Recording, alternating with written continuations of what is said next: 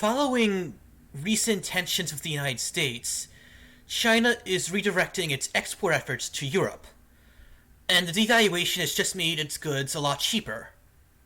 So I have this article from Forbes which is talking about it, and so I'm going to read it. Europe will be next to go Trump on China if this keeps up.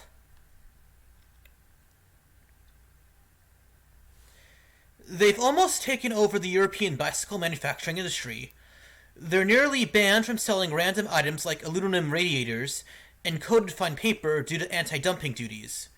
How long before the Chinese just buy Italian coffee house Lavazza? I give it 10 years max.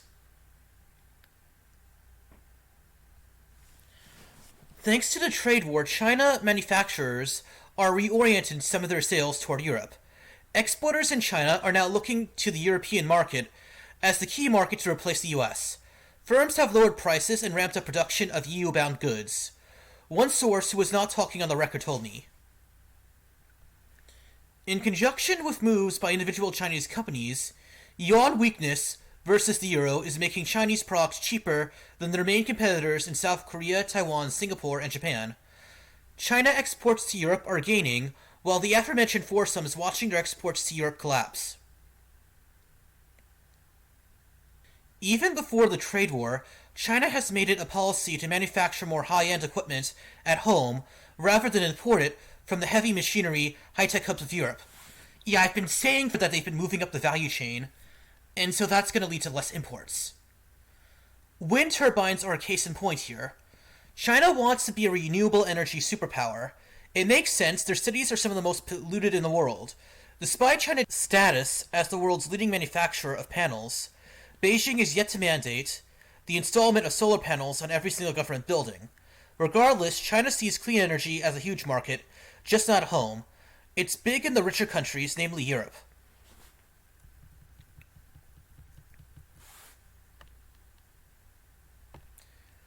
Denmark wind turbine manufacturer Vestas is one of the biggest and best, but they are losing market share now to China. This is especially true in China, where they have lost market share to local players like Goldwind. China manufacturers now have at least one-third of that market, and they did so in less than 10 years. It's only a matter of time before they catch up or replace European wind turbine tech. They can do it cheaper due to weaker regulations, massive scale, government subsidies that reduce risk of failure of invested capital, and lower labor cost. Sorry, Denmark, China's probably going to beat you in this one. Your clean energy industry may very well be dependent on China. It's fine if you don't mind that. China finds new BFF. Europe remains the main source of China's external demand since the trade war went into high gear last year. Exports to the EU are up around 5% year to date. Here's the kicker. Nowhere in Europe is the economy growing even half that fast. Manufacturing is also in decline.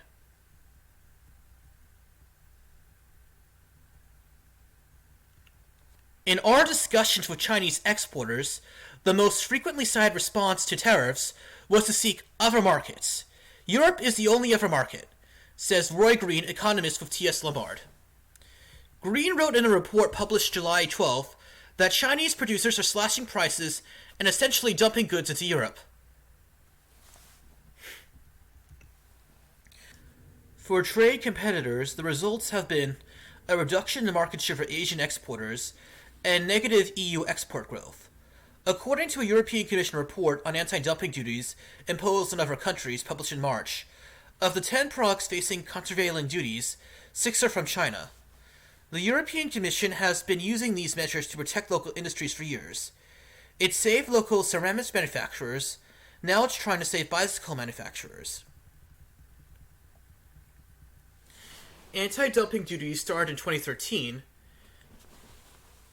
European investigations showed the Chinese excess capacity is an important tool for taking over a market.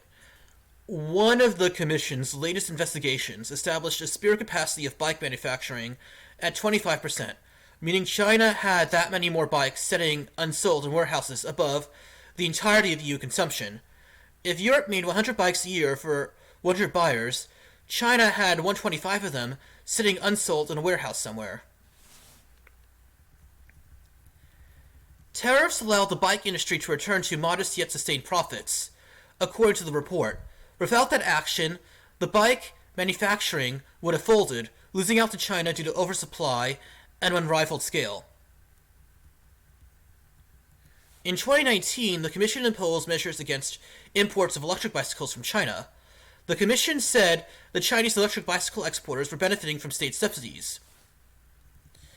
If all this sounds familiar, it is because this is what the Trump administration has been fighting since January 2017. State subsidies are at the core of the charges the U.S. wants to see from China. China does not want it to change its industrial policies, which are at a stalemate. Only the U.S. is at loggerheads with China. Europe is limping along, seemingly convinced that Siemens bullet trains will always be better than the Chinese ones. Europe is weak and getting weaker. All of this is happening at a time when the European economy is in retreat. It costs money to save money in countries like Germany. Negative yields are now commonplace even on junk bonds. Investors in equities are doing no better. Over the last 5 years, the FTSE Europe and the Maisky German indexes are down roughly 9%. China is up a little over 9% in the same period. Europe is going the wrong way, it's a money loser. Industrial activity in Germany, the manufacturing powerhouse of Europe, surprised to the downside in June. The unexpected broad-based contraction of negative 1.5% monthly, nearly 2% on a quarterly basis, confirmed the re-acceleration of the industrial downturn after a temporary respite in the first quarter, its largest slump in manufacturing since 2012 for the Germans. Germany should fall into a recession this quarter, Barclays Capital, led by Arislav Sheplopko, wrote in a note to clients this week.